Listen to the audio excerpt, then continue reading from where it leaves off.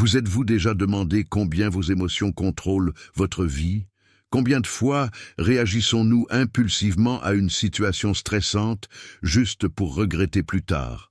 Et si je vous disais que vous pouvez apprendre à posséder et votre esprit même lorsque tout ce qui vous entoure semble s'effondrer? Aujourd'hui, nous explorerons une philosophie ancienne mais étonnamment pertinente pour les défis modernes. Le stoïcisme. Sénéca, l'un des plus grands philosophes stoïques de l'histoire, a enseigné que la vraie liberté ne vient pas de l'étranger, mais de nous-mêmes. Il a proposé que nous puissions renforcer notre esprit et faire face à toute adversité avec sagesse et calme.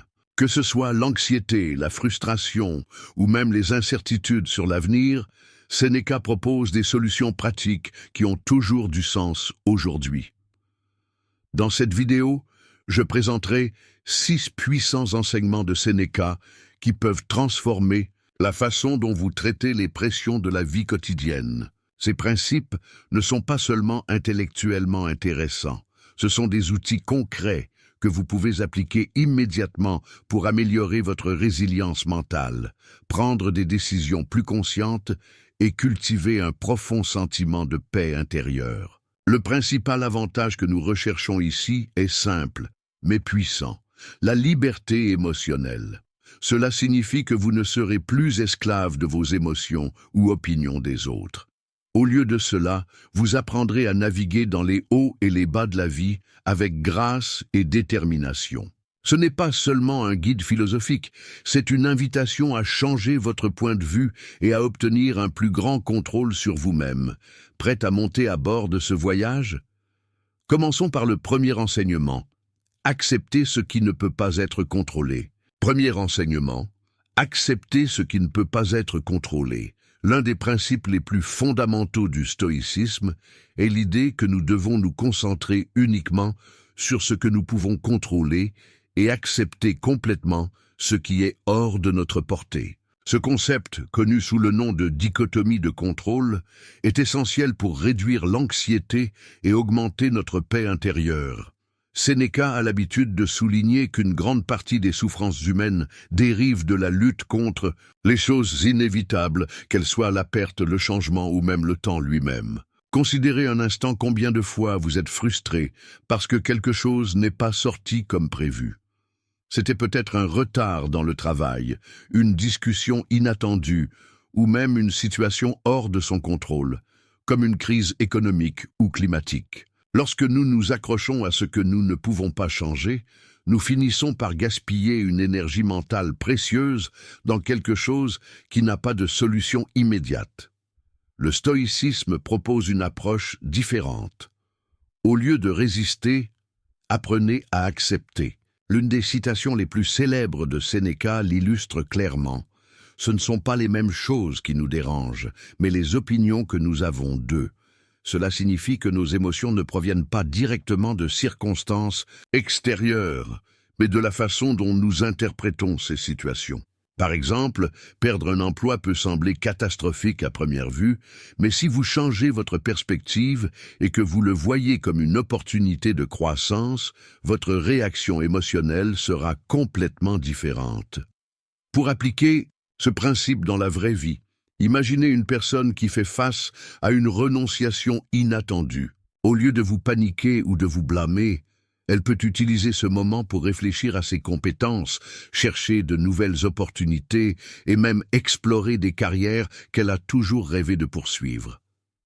La clé ici est de reconnaître que si le licenciement est hors de contrôle, votre réponse émotionnelle et vos actions ultérieures sont totalement sous votre juridiction. En tant qu'exercice pratique, je vous suggère de prendre un morceau de papier et de dette en 2 colonnes. Des choses que je peux contrôler et des choses que je ne peux pas contrôler. Énumérez des éléments spécifiques de votre vie actuelle dans chaque catégorie. En fin de compte, concentrez-vous uniquement sur les domaines où vous avez un pouvoir de prise de décision. Cette pratique simple peut transformer votre façon de faire face aux défis et de vous aider à cultiver un esprit plus serein et plus résilient. Avec cette base établie, nous allons maintenant explorer un autre principe essentiel du stoïcisme, vivre totalement dans le présent. Deuxième enseignement, vivre dans le présent. Maintenant que nous comprenons l'importance de nous concentrer sur ce que nous pouvons contrôler, le moment est venu de plonger dans un autre principe central du stoïcisme, vivre totalement dans le présent. Nous sommes souvent coincés dans le passé ou préoccupés par l'avenir, permettant à ces distractions de nous voler la capacité de profiter du maintenant.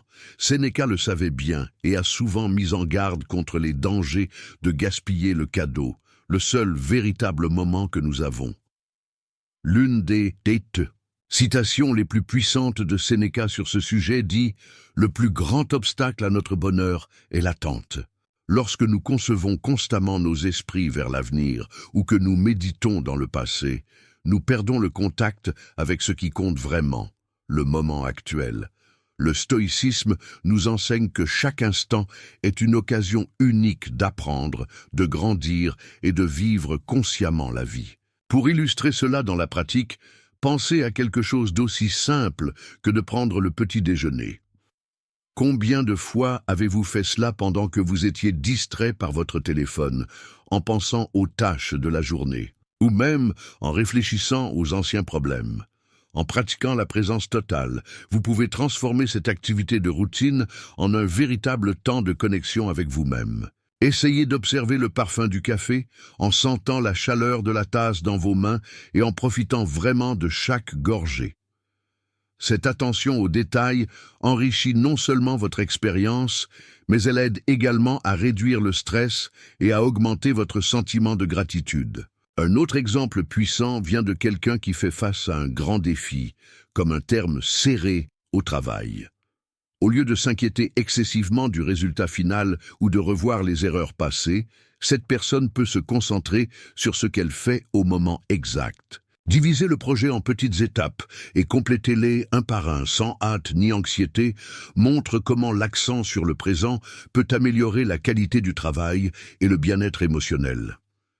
Si vous souhaitez intégrer cette idée dans votre vie quotidienne, je suggère un exercice simple, une pratique totale de l'attention pendant 5 minutes par jour. Trouvez un endroit calme, fermez les yeux et concentrez-vous sur votre souffle. Si votre esprit commence à divaguer, ramenez-le doucement jusqu'au présent.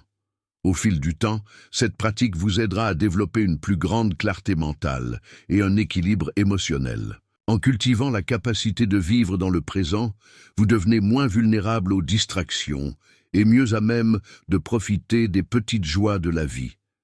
Maintenant, explorons comment la gratitude peut élargir davantage cette transformation interne. Troisième enseignement, pratiquez la gratitude. S'il y a quelque chose qui peut changer considérablement notre perspective de la vie, c'est la pratique de la gratitude. Le stoïcisme nous enseigne que le bonheur n'est pas nécessairement lié à des circonstances externes, mais la façon dont nous percevons et apprécions ce que nous avons déjà. Sénéca a exprimé cela judicieusement en disant « Quiconque apprend à être reconnaissant pour les petites bénédictions ne sera jamais sans eux ». En cultivant une attitude de gratitude, vous commencez à voir le monde avec des yeux plus positifs et reconnaissants même dans les situations les plus difficiles. Imaginez une personne qui fait face à des difficultés financières. Au lieu de se concentrer uniquement sur ce qui manque, elle décide de se concentrer sur ce qu'elle a encore. Un plafond dans sa tête, de la nourriture sur la table, ou même le soutien des amis et de la famille. Ce changement de perspective transforme la souffrance en une opportunité d'apprécier les choses simples que nous garantissons souvent. La gratitude agit comme un puissant antidote contre la négativité et la frustration. Mais comment pratiquer la gratitude dans la vie quotidienne? Une technique efficace consiste à maintenir un journal de gratitude. Réservez quelques minutes tous les jours pour écrire 3 choses que vous remerciez. Cela peut être aussi simple qu'un bon petit déjeuner, une conversation inspirante ou même le fait que vous vous réveillez en vie et en bonne santé. Cet exercice aide à former votre esprit à reconnaître les bénédictions présentes dans votre vie, même dans les situations les plus difficiles. Une étude intéressante des scientifiques modernes a révélé que les personnes qui pratiquent régulièrement signalent une gratitude, signalent des niveaux plus élevés de bien-être émotionnel et moins susceptibles de dépression. En effet, les domaines de la gratitude du cerveau actif, responsable du sens du plaisir et de la récompense, créant un cycle vertueux de bonheur. Pour illustrer l'impact de cette pratique, considérez l'histoire de John, un cadre qui a traversé une période turbulente de sa carrière. Il a commencé à écrire quotidiennement sur les moments positifs de la journée, même lorsqu'il ne semblait rien qu'il y ait de bien. Peu à peu, il s'est rendu compte que ses préoccupations diminuaient et que son humeur s'est considérablement améliorée. Aujourd'hui, John considère la gratitude comme un outil essentiel pour gérer toute adversité. L'adoption de cet état d'esprit d'évaluation améliore non seulement sa qualité de vie, mais influence également positivement ses relations interpersonnelles. Lorsque vous démontrez la gratitude aux autres, vous créez des connexions plus profondes et renforcez les titres affectifs. Avec cette base solide de gratitude, nous sommes prêts à explorer un autre aspect crucial du stoïcisme, défier nos croyances limitantes. Quatrième enseignement, défiez vos croyances limitantes. Maintenant que nous avons appris l'importance de vivre dans le présent et de pratiquer la gratitude, il est temps d'explorer l'un des aspects les plus transformateurs du stoïcisme. Défier nos croyances limitantes. Sénéca savait bien qu'une grande partie de la souffrance humaine dérive d'idées ou de généralisations erronées que nous faisons sur nous-mêmes et le monde qui nous entoure. Ces croyances nous empêchent généralement d'atteindre notre potentiel maximal et de créer des barrières invisibles qui semblent impossibles à surmonter. L'une des citations les plus percutantes de Sénéca sur ce sujet est « L'erreur la plus courante de l'humanité est d'imaginer que nous pensons clairement. Cela reflète la tendance naturelle à supposer des vérités absolues sans les remettre en question. Par exemple, combien de fois avez-vous dit quelque chose comme « Je ne peux jamais apprendre » ou « Cela va toujours mal pour moi ». Ces phrases ne sont pas seulement des déclarations momentanées. Elles façonnent leur réalité, créant des attentes négatives qui sont appelées. Mais comment pouvons-nous identifier et changer ces croyances nuisibles? La première étape consiste simplement à les reconnaître. Prenez un morceau de papier et énumérez 3 croyances qui surviennent généralement dans votre esprit. Ils peuvent être liés à leur capacité professionnelle, à leurs relations ou même à l'estime de soi. Une fois identifiée, demandez-vous, cette croyance est-elle vraie? Existe-t-il des preuves concrètes qui le soutiennent? Par exemple, imaginez une personne qui croit « Je suis terrible dans la prise de parole en public ». En examinant cette croyance de plus près, elle peut se rendre compte que cette idée est venue après une seule mauvaise expérience, mais ne reflète pas nécessairement ses compétences actuelles. Avec la pratique et la préparation, n'importe qui peut améliorer ses compétences en communication.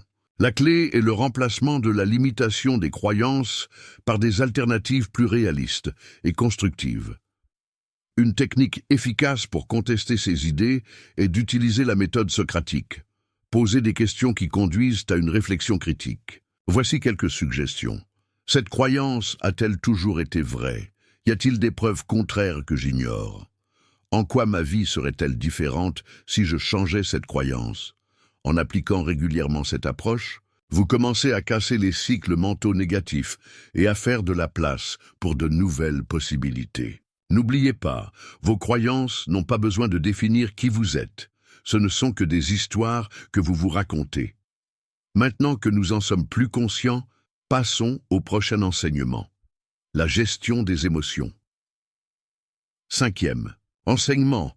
Gestion des émotions. Les émotions sont une partie inévitable de l'expérience humaine, mais elles peuvent souvent nous dominer, nous conduisant à des réactions ou des décisions impulsives que nous regrettons plus tard. Le stoïcisme offre une approche puissante pour gérer nos émotions, nous aidant à garder le calme et la maîtrise de soi, même dans des situations difficiles. Sénéca a reconnu que les émotions ne devaient pas être éliminées, mais comprises de manière constructive et dirigée. L'une des citations les plus frappantes de Sénéca sur ce sujet est « Les passions violentes proviennent de l'ignorance ». Cela signifie que nos réactions émotionnelles découlent généralement du manque de clarté mentale ou de la compréhension de ce qui compte vraiment.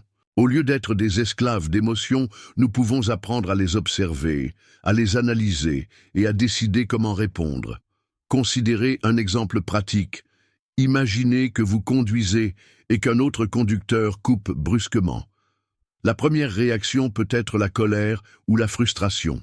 Cependant, en s'arrêtant un instant et en réfléchissant, vous vous rendez compte que cette situation n'a pas d'impact réel sur votre vie, c'est juste un incident de passage. En adoptant cette perspective, vous pouvez empêcher la colère de le supposer en préservant votre paix intérieure. Pour appliquer cette idée dans la vie quotidienne, une technique simple et efficace est l'intervalle avant de réagir. Chaque fois que vous vous sentez pris par une émotion forte, donnez-vous quelques secondes pour respirer profondément avant d'agir. Ces moments de rupture vous permettent d'évaluer la situation plus clairement et de choisir une réponse plus appropriée. Un autre outil précieux est la pratique de la respiration diaphragmatique.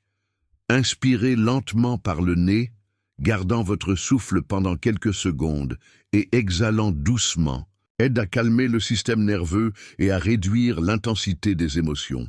Cette méthode peut être utilisée n'importe où, lors d'une réunion stressante, à la maison ou même en attente. De plus, le stoïcisme enseigne que nous devons faire la différence entre les émotions naturelles et celles qui résultent d'interprétations déformées. Par exemple, avoir peur dans une situation dangereuse est normal. Cependant, permettre à cette peur de paniquer sans raison est contre-productif. La formation de votre esprit pour identifier ces nuances émotionnelles est cruciale pour développer un plus grand équilibre interne. En intégrant ces pratiques dans votre routine, vous commencez à remarquer une différence significative dans la façon dont vous gérez l'adversité et les interactions sociales. Au fil du temps, il pourra faire face aux défis de la vie avec plus de sérénité et de sagesse. Maintenant que nous avons appris à gérer nos émotions, il est temps d'explorer le dernier principe de cette vidéo, chercher la vertu. Sixième enseignement, rechercher la vertu. Le stoïcisme n'est pas seulement une philosophie pour faire face aux adversités de la vie. Il offre également un guide clair sur la façon de bien vivre et l'éthique. Au cœur de cette vision se trouve le concept de vertu, que Sénéca considérait suffisant pour réaliser le vrai bonheur. Pour les stoïciens, la vertu n'est pas seulement un idéal lointain, mais une pratique quotidienne qui façonne nos actions, nos décisions et nos relations. Sénéca avait l'habitude de déclarer « La vertu est suffisante pour le bonheur ». Cette idée peut sembler simple, mais elle porte une profondeur transformatrice. La vertu, dans le contexte stoïque, fait référence à l'ensemble des qualités morales qui font une bonne intégrité de la personne, du courage, de la compassion, de la modération et de la sagesse. En cultivant ces vertus, vous construisez une base solide pour faire face à tout défi avec dignité et objectif. Imaginez quelqu'un qui décide d'incorporer la vertu de l'intégrité dans sa vie professionnelle. Au lieu de couper des raccourcis ou d'agir malhonnête pour des résultats rapides, cette personne choisit d'être transparente et responsable dans ses actions. Bien que cela puisse nécessiter plus d'efforts au départ, à long terme, crée la confiance, le respect et la satisfaction personnelle. Un autre exemple puissant est la compassion. En pratiquant l'empathie et en aidant les autres sans rien attendre. En retour, vous renforcez vos liens interpersonnels et contribuez à un monde meilleur. Ce type de comportement vertueux génère un profond sentiment d'accomplissement et de connexion avec quelque chose de plus grand que lui-même. Pour intégrer la recherche de vertu dans votre vie quotidienne, je vous suggère de choisir une qualité spécifique pour travailler pendant la semaine. Il peut être de pratiquer la patience dans les interactions quotidiennes, de faire preuve de gratitude aux collègues, ou simplement de garder leur engagement envers soi-même. De petits changements cohérents peuvent entraîner des transformations importantes au fil du temps. En adoptant ce principe, vous commencez à voir la vie comme une occasion constante de grandir, d'apprendre et de devenir une meilleure version de vous-même. Avec cela, nous sommes prêts à terminer notre voyage à travers les enseignements de Sénéca et à réfléchir à la façon de les appliquer dans nos vies. Tout au long de cette vidéo, nous avons exploré 6 puissants enseignements de Sénéca qui peuvent renforcer votre esprit et transformer votre approche vers les adversités de la vie moderne. En acceptant ce que nous ne pouvons pas contrôler, à la vertu dans nos actions quotidiennes, chaque principe offre un outil pratique pour faire face à des défis avec une plus grande clarté, équilibre et objectif. Se souvenir brièvement, nous avons appris l'importance de se concentrer uniquement sur ce que nous pouvons contrôler et accepter les autres. Comment vivre pleinement dans le présent peut réduire l'anxiété et augmenter notre gratitude pour la vie. L'impact positif de la gratitude pour l'amélioration du bien-être émotionnel. Comment défier la limitation des croyances peut ouvrir de nouvelles possibilités et étendre notre potentiel. Technique simple pour gérer les émotions et éviter les réactions impulsives. Enfin, comme la recherche de vertu peut guider nos actions et créer un sens plus profond du but et du bonheur. Ces principes ne sont pas seulement intellectuellement intéressants, ce sont des outils pratiques que vous pouvez appliquer immédiatement pour améliorer votre qualité de vie. En les intégrant progressivement dans votre routine, vous commencerez à percevoir des changements importants dans votre résilience mentale, votre prise de décision et vos relations interpersonnelles. N'oubliez pas, le stoïcisme est un voyage, pas une destination. Il ne s'agit pas d'atteindre la perfection, mais de cultiver la conscience et la croissance continue. Chaque petite étape que vous allez à ces enseignements contribuera à la construction d'une base solide de la liberté émotionnelle et de l'autotension. Si vous avez aimé cette vidéo et que vous souhaitez continuer votre parcours de développement personnel, abonnez-vous à la chaîne pour accéder à plus de contenu de philosophie et de techniques pratiques pour renforcer votre esprit. Laissez votre commentaire partageant quel enseignement a résonné avec vous ou les pratiques que vous avez commencé à mettre en œuvre. Et n'oubliez pas de profiter de cette vidéo pour soutenir notre travail. Merci d'avoir regardé. Jusqu'à la prochaine fois, n'oubliez pas, vous avez le pouvoir de façonner votre esprit et par conséquent de votre vie. Renforcez-le avec sagesse et persévérance.